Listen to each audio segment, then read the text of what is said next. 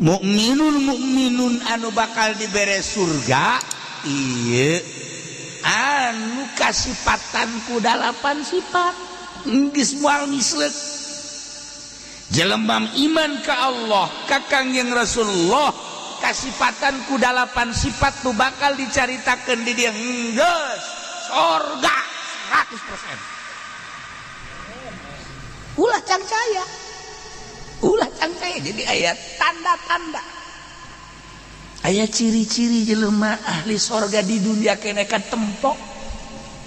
kadeuleu di dunia kene urang kuari jang diri urang we jang diri urang ye aya 8 ciri lamun aya geus teh surga sakitu bae